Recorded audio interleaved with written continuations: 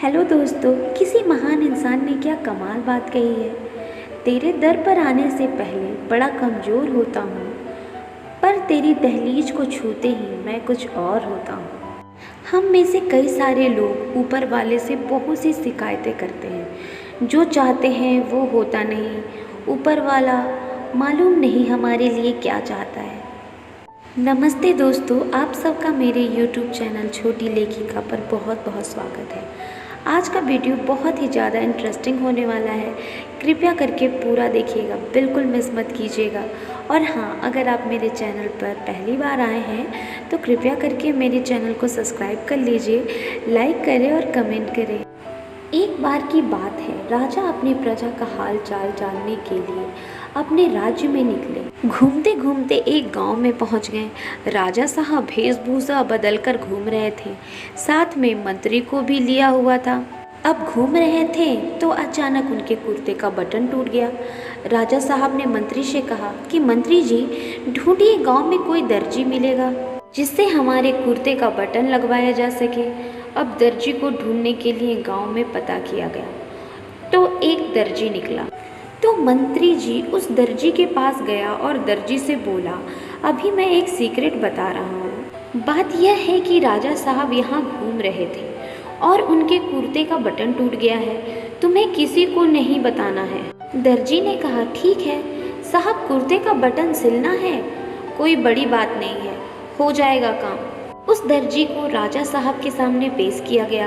राजा साहब के पास पहले से ही जो कुर्ता का बटन टूटा था वो बटन था।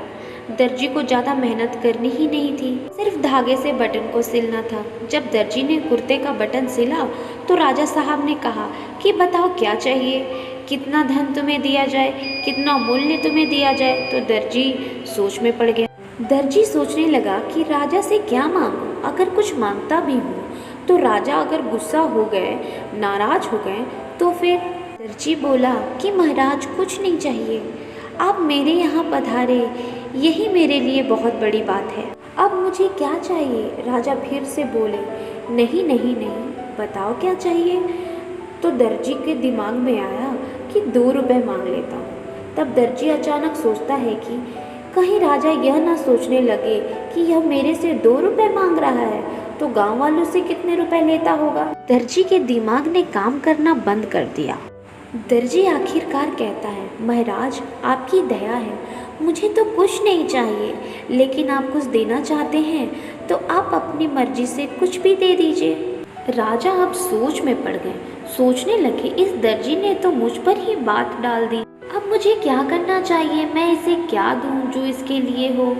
अगर किसी ने पूछ ली बात कि राजा साहब तुम्हारे पास आए थे और तुम्हें क्या देकर गए, यह बहुत बड़ा सवाल होगा। तो राजा ने मंत्री से कहा कि इस दर्जी को तुम 2 गांव दे दो।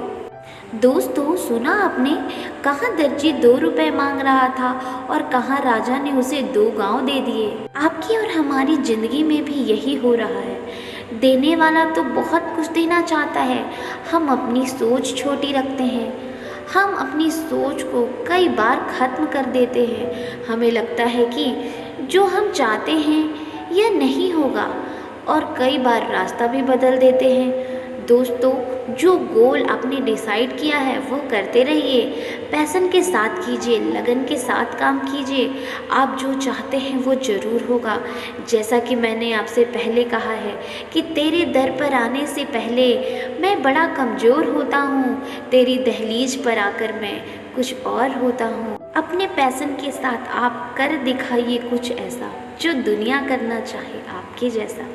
दोस्तों, एक बार फिर मैं आपको याद दिला दूं कि आप मेरे से बड़े हो या छोटे हो या मेरे हम उम्र हो, आप जो कोई भी हो, अगर आप मेरे चैनल पर पहली बार आए हो, आपको मेरे द्वारा दी गई जानकारी अच्छी लगती हो तो आप प्लीज़ मेरे चैनल छोटी लेखिका को सब्सक्राइब कीजिए, एक लाइक कीजिए और कमेंट करना बिल्कुल न भूलें। मिलते हैं दूसरे वीडियो में हर रोज़ रात 8 बजे।